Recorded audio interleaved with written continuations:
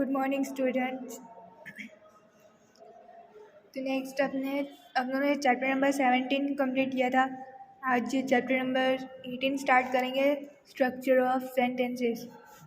अब structure of sentences इसमें chapter में बताया गया कि हम सेंटेंस को किस टाइप से हम बनाएंगे और फिर उससे ग्रामेटिकली किस टाइप से हम लिखेंगे। अब let's learn structure of sentence. A sentence is a group of words that possess communication, meaning, and a grammatical structure. Sentence जो होता है वो एक वर्ड्स का ग्रुप होता है जो कि कम्युनिकेटिव यानी बात करने के मीनिंग्स हमें प्रोसेस करता है, जो कि और हम उसे ग्रामेटिकल स्ट्रक्चर से हम बना सकते हैं। A sentence is a basic unit of a language that expresses a complete thought. Sentence जो होता है वो बेसिक यूनिट होता है लैंग्वेज के लिए जो कंप्लीट थॉट हमें देता है, यानी हम क्या सोच रहे हो वो एक सेंटेंस में हम कम्प्लीटली इंडिकेट कर सकते हैं। The way a sentence is arrange grammatically is called sentence structure. Sentence structure यानी हम जो भी सेंटेंस को हम ग्रामेटिकली बनाकर लिखते हैं उसे हम सेंटेंस स्ट्रक्चर कहते हैं। The basic structure of a sentence is subject verb plus object. इसका बेसिक क्या है? Subject plus verb plus object. There are two parts of a sentence. Sentence के कितने पार्ट्स है? 2। एक सब्जेक्ट और एक प्रेडिकेट। प्रेडिकेट में हम वर्ब और ऑब्जेक्ट यूज़ करेंगे। A complete sentence has at least a subject and a main verb to state, declare a complete thought. For example,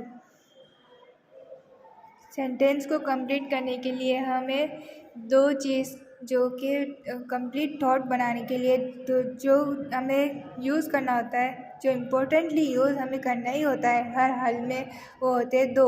कौन से? सब्जेक्ट और मेन वर्ब, जिनके बिना कोई भी सेंटेंस बन नहीं सकता। अब इसमें जैसे कि एग्जांपल में देखो, आदिल वॉक्स। आदिल हमारा सब्जेक्ट है और वॉक्स हमारा क्या है? मेन वर्ब है। Here in this sentence there is no predicate but it conveys a complete meaning.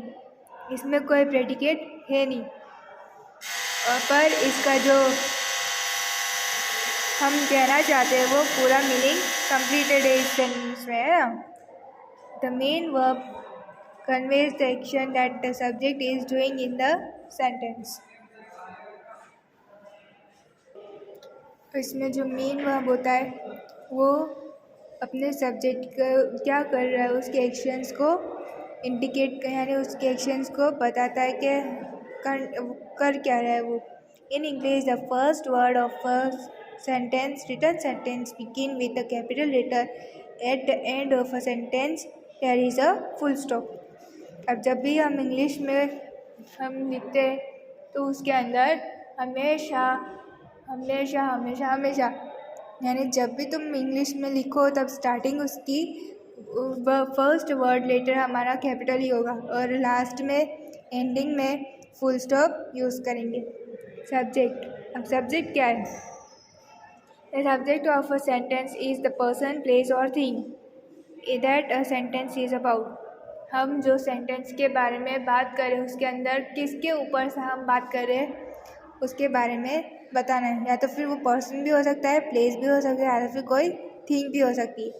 It is always a noun और अ प्रोनाउन। वह हमेशा नाउन या प्रोनाउन में होता है। जैसे कि यहाँ पे फादर इज़ कॉलिंग मी, इसमें फादर हमारा क्या है? सब्जेक्ट, बाकी ये सब predicate. In a long sentence identify the verb and ask who और व्हाट बिफोर इट। अब इस लॉन्ग सेंटेंस में हम वर्ब यूज़ करते, वर्ब को देखते हैं और फिर उसके ऊपर से हम सब्जेक्ट को ढूंढते, उसके ऊपर से हम क्वेश्चन ढूंढते कि हम किसके ऊपर से ये सेंटेंस है, किस लिए है, तो उसके हिसाब से हमें हमारा सब्जेक्ट मिल जाता है। Last night the rain came pouring down the hill slope. यानी कल रात को रेन बहुत हो रही थी और हिल स्लोप से वो पोर हो रही थी यानी बह रही थी। अब इसमें रेन जो है वो हमारा सब्जेक्ट है और केम है हमारा verb. Next, in some sentence the subject may come after the verb.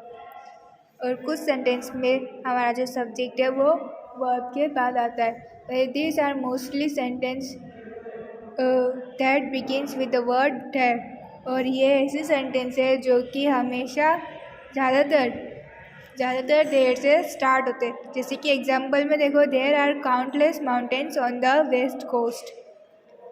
Waste coast में काउंटलेस माउंटेन्स है। In the above sentence are is a verb and countless mountains is the subject. countless mountains हमारे subject है और are हमारा verb है। और कभी कभी ऐसा होता है सेंटेंस में कि सब्जेक्ट दिया ही नहीं होता। These are usually imperative sentence where the subject you is implied. अब इन सेंटेंस में यू जो है वो इम्प्लाइड होता है यानी completely यूज़ नहीं होता, यानी हम उसे यूज़ कर भी सकते हैं और नहीं भी कर सकते। बट नॉट गिवन है ना, यहाँ पे दिया है implied but not given. For example, you sit at the place. हम यू यूज़ भी कर सकते हैं और नहीं करना हो तो नहीं भी यूज़ कर सकते। Attribute of the subject. Subject word is the most important word in the subject. Subject word जो होता है वो सब्जेक्ट में बहुत इंपॉर्टेंट होता है। Can be qualified by an adjective और another word that serves as an adjective. अब कोई भी एडजेक्टिव से क्वालिफाई या फिर कोई भी अदर वर्ड से हम एडजेक्टिव को बना सकते हैं। The word that qualifies the subject is called the attribute of the subject, जो हमें सब्जेक्ट के बारे में बताता है कि वो एडजेक्टिव किसके सब्जेक्ट में है, तो वो हमारा क्या, उसे हम कहते हैं attribute of the subject. Example, the naughty dog chewed up my slipper. Naughty dog ने मेरी स्लीपर चबा ली। In the above sentence chewed is the verb, dog is the subject and naughty is the attribute. नीचे तुम लोग को table दिया है, ये तुम लोग को एक बार रीड कर लेना, ठीक है। In the above sentence all the highlighted attribute modifies the subject children. Children के ऊपर से हमने जितने भी एट्रीब्यूट सब्जेक्ट है उसे मॉडिफाई करके लिखा है। अब हमारा सब्जेक्ट क्या है, चिल्ड्रन। चिल्ड्रन सब में है ना। फिर प्रेडिकेट, नेक्स्ट है हमारा predicate. Predicate of a sentence in the part that tells about the subject. It usually follows the subject and tell us about something about it। अब देखो, प्रेडिकेट ऑफ अ सेंटेंस एक subject का part होता है, sentence का part होता है जो कि हमें सब्जेक्ट के बारे में बताता है। वो हमेशा सब्जेक्ट को फॉलो करके उसके बारे में हमें बताता है। It contains the verb, direct object, indirect objects and various kinds of phrases. और उसके अंदर हमें वर्ब मिलता है, डायरेक्ट ऑब्जेक्ट, इनडायरेक्ट ऑब्जेक्ट और अलग अलग फ्रेजेस भी मिलते हैं। जैसे example, Rohan has come back from the playground. Rohan playground से आ गया। इसमें हाईलाइटेड जो वर्ड है, हाईलाइटेड जो फ्रेज है वो क्या है, हमारा प्रेडिकेट है। Predicate can be a single word verb. Predicate हमारा सिंगल वर्ड वर्ब भी हो सकता है। जैसे कि अर्जुन स्माइल, अर्जुन ने स्माइल किया, स्माइल हमारा प्रेडिकेट है। नेक्स्ट है, predicate can be a group of word made up of a main verb along with the helping verb. या फिर प्रेडिकेट जो है वो वर्ड का एक ग्रुप भी हो सकता है जो कि मेन वर्ब के साथ हमें हेल्पिंग वर्ब को यूज़ करके बनाना होता है। जैसे कि example, Arjun is going to recite. Arjun पढ़ने जा रहा है। अब इसमें हमारा अर्जुन सब्जेक्ट है, इज़ गोइंग टू रिसाइट हमारा हेल्पिंग वर्ब है, बाकी ये हमारा क्या है, प्रेडिकेट। अब predicate can be complete verb phrases, या फिर वो कंप्लीट वर्ब फ्रेज भी हो सकता है। नेक्स्ट है हमारा extension of predicate. Extension of predicate जो कि वर्ड होता है, हम उसे वर्ड मॉडिफाई करके एक वर्ब होता है जो कि हम उसे मॉडिफाई करके लिखते हैं प्रेडिकेट के साथ, उसे हम कहते हैं extension of the predicate. Example, the soldier fought bravely. इसमें ब्रेवली जो है वर्ब है हमारा, है ना। ब्रेवली एलवाई हमने एक्स्ट्रा ऐड किया, इसे मॉडिफाई किया, तो हमारा क्या हुआ, ये एक्सटेंशन ऑफ अ प्रेडिकेट। ये तुम लोग को टेबल दिया है, पढ़ना है, ठीक है। ऑब्जेक्ट तुम लोग को पता है, कोई भी चीज़ को या तो फिर किसी के भी लिए एक्शन हम यूज़ करते हो वर्ब के साथ, उसे हम ऑब्जेक्ट कहते हैं। अब देखो, ऑब्जेक्ट जो है वो नाउन को अपीयर करता है प्रेडिकेट में। It refers to something or someone related to the action of a verb. जो वर्ब के लिए एक्शन कर रहे हैं उसके रिलेटेड किसी भी चीज़ या किसी भी इंसान के बारे में हमें बताता है। Linda threw a hammer. Linda ने हैमर फेंका। इसमें थ्री हमारा क्या है, वर्ब है, और hammer object. Attribute of the object, जैसे कि हमने पढ़ा सब्जेक्ट वर्ड, उसी तरह से ये ऑब्जेक्ट वर्ड भी नाउन या अनदर वर्ड से रिलेटेड होकर एट्रीब्यूट में बनता है। जैसे कि example, she plucked red roses. इसमें शी हमारा सब्जेक्ट है, प्लग्ड क्या है, वर्ब है, और रेड एट्रीब्यूट है, और roses object. An object in a sentence may be direct or indirect. हम जो भी सेंटेंस लिखेंगे ऑब्जेक्ट में, ऑब्जेक्ट जो होता है वो सेंटेंस में हम यूज़ करेंगे, वो डायरेक्ट भी हो सकता है, इनडायरेक्ट भी हो सकता है। A direct object answers question what और हुम।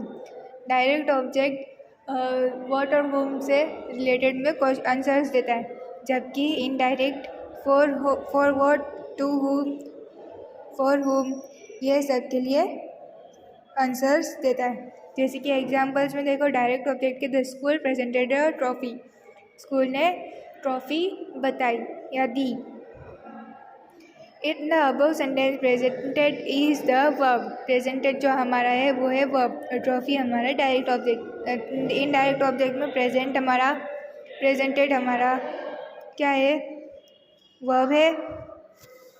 प्रेजेंटेड हमारा वर्ब है, ट्रॉफी क्या है, डायरेक्ट ऑब्जेक्ट है, और अर्जुन हमारा क्या है, इनडायरेक्ट ऑब्जेक्ट। जैसे कि example, the company sent him for training. इसमें सेंट हमारा वर्ब है, हिम इनडायरेक्ट ऑब्जेक्ट, और ट्रेनिंग हमारा क्या है, डायरेक्ट ऑब्जेक्ट।